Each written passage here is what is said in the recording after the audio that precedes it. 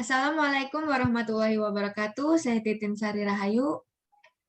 Saya Patricia Angelina Damas. Saya Nita Febriani.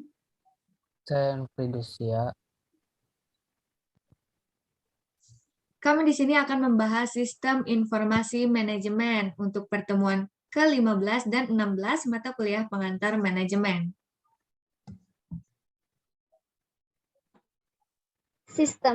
Sistem adalah sekelompok elemen yang saling berinteraksi untuk mencapai tujuan tertentu. Menurut beberapa tokoh, sistem adalah A. Menurut Ludwig von Bertalanffy, sistem merupakan seperangkat unsur yang saling terkait dalam suatu relasi di antara unsur-unsur tersebut dengan lingkungan. B. Menurut Anatol Report, sistem adalah suatu kumpulan kesatuan dan perangkat hubungan satu sama lain. Yang ke C, menurut L. Korff, sistem adalah setiap kesatuan secara konseptual atau fisik yang terdiri dari bagian-bagian dalam keadaan saling tergantung satu sama lainnya. Jenis dan syarat sistem. Yang pertama, jenis-jenis sistem. A. Sistem terbuka.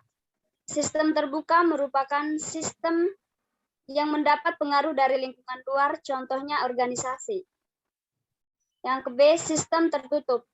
Sistem tertutup merupakan sebuah sistem yang tidak mendapat pengaruh dari lingkungan luar, contohnya sistem lab yang tidak boleh terkontaminasi dengan lingkungan luar.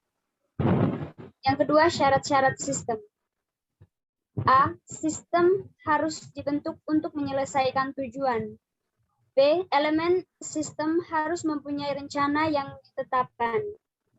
C. Adanya hubungan di antara elemen-elemen sistem. D.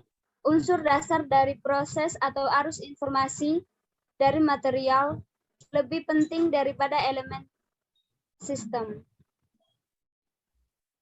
E. Tujuan organisasi lebih penting daripada tujuan elemen.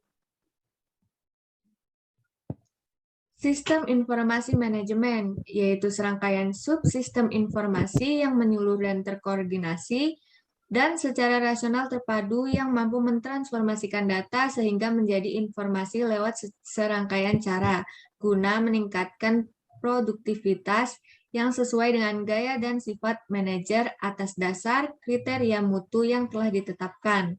Dengan kata lain, sistem informasi manajemen adalah sebagai suatu sistem berbasis komputer yang menyediakan informasi bagi beberapa pemakai dengan kebutuhan yang sama.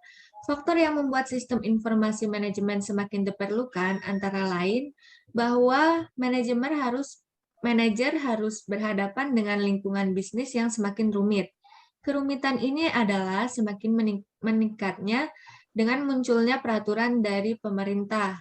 Lingkungan bisnis bukan hanya rumit, tetapi juga dinamis. Oleh sebab itu, manajer harus membuat keputusan dengan cepat, terutama dengan munculnya masalah manajemen dengan munculnya pemecahan yang memadai. Kemampuan teknis dalam sistem komputer. Sistem informasi komputer dapat memiliki sejumlah kemampuan jauh di atas sistem non-komputer, dan kemampuan ini telah merevolusikan proses manajemen yang menggunakan informasi yang dihasilkan oleh sistem yang telah ada. Beberapa kemampuan teknis terpenting dalam sistem komputer. Yang pertama, pemrosesan data batch. Yang kedua, pemrosesan data tunggal. Yang ketiga, pemrosesan online real time. Yang keempat, komunikasi data dan switching pesan. Yang kelima, pemasukan data jarak jauh dan update file. Yang keenam, pencarian record and analysis. Yang ketujuh, pencarian file. Yang kedelapan, algoritme dan model keputusan. Yang kesembilan, otomatisasi kantor.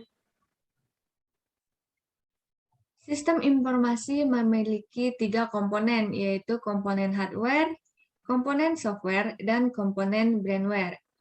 Komponen hardware atau perangkat keras, yaitu komponen-komponen komputer yang secara langsung dapat ditangkap oleh indera peraba kita, seperti mainboard, CPU, HDD, RAM, VGA card, CD, DVD, monitor, keyboard, mouse, printer. Yang kedua, komponen software, yaitu komponen perangkat lunak yang merupakan program-program yang nantinya akan terinstal pada komputer sehingga mampu melaksanakan aktivitas seperti sistem yang meliputi DOS, Windows, Unix, Linux, dan aplikasi seperti Microsoft Word, Excel, Access, dan PowerPoint.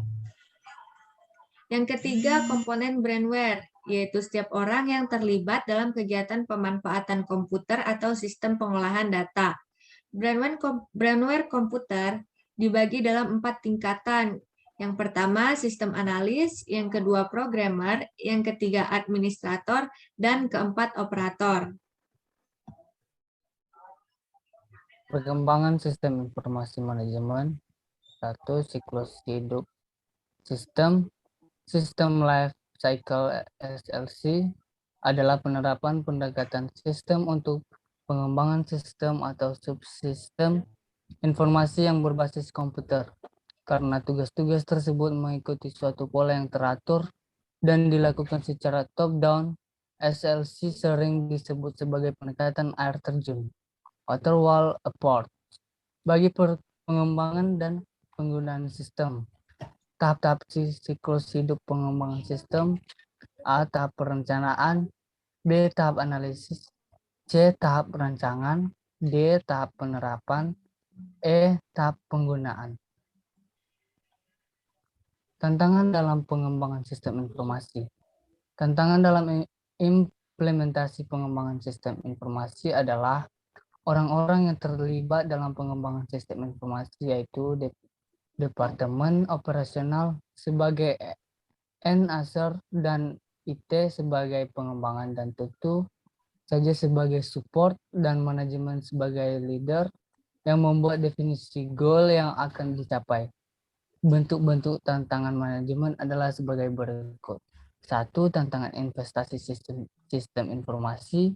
2. Tantangan strategi bisnis. 3. Tantangan globalisasi. 4. Tantangan infrastruktur teknologi informasi. 5. Tantangan tanggung jawab dan pengawasan. Etika dan pengawasan. Peranan sistem informasi manajemen dalam organisasi. Manajemen tidak dapat mengabaikan sistem informasi karena sistem informasi memainkan peran yang kritikal di dalam organisasi.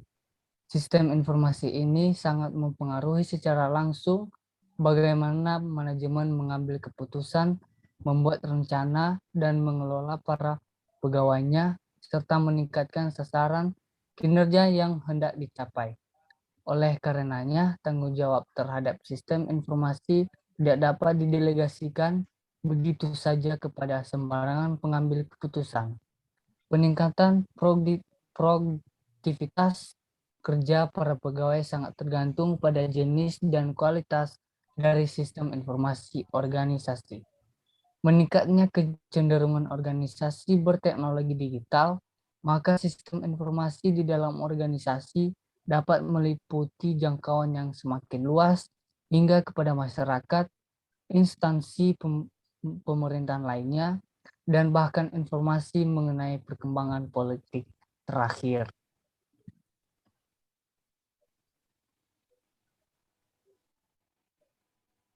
Mengapa sistem informasi memainkan peran yang sangat besar dan berpengaruh di dalam organisasi? Karena semakin tingginya kemampuan teknologi komputer dan semakin murahnya biaya pemanfaatan teknologi komputer tersebut, semakin baiknya kemampuan komputer telah menghasilkan jaringan komunikasi yang kuat yang dapat digunakan organisasi untuk melakukan akses informasi dengan cepat dari berbagai penjuru dunia, serta mengendalikan aktivitas yang tidak terbatas pada ruang dan waktu. Jaringan ini telah mentransformasikan ketajaman dan bentuk aktivitas organisasi, menciptakan fondasi untuk memasuki era digital. Jaringan yang terluas dan terbesar yang digunakan adalah internet. Internet menciptakan platform teknologi baru yang universal, Teknologi internet ini mampu mempertajam cara bagaimana sistem informasi digunakan dalam bisnis dan kehidupan sehari-hari.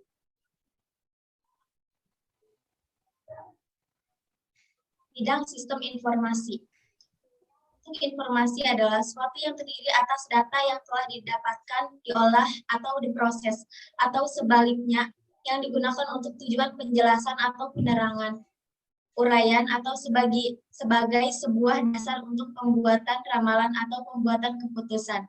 Informasi sangat diperlukan bagi sebagian besar golongan, terutama organisasi atau perusahaan, sehingga dalam perkembangannya, sistem informasi dibutuhkan dalam berbagai bidang.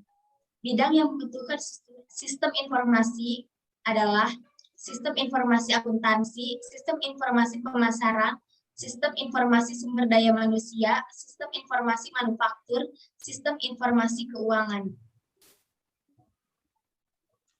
Sekian pembahasan sistem informasi manajemen kami dari kelompok 8. Terima kasih udah nonton.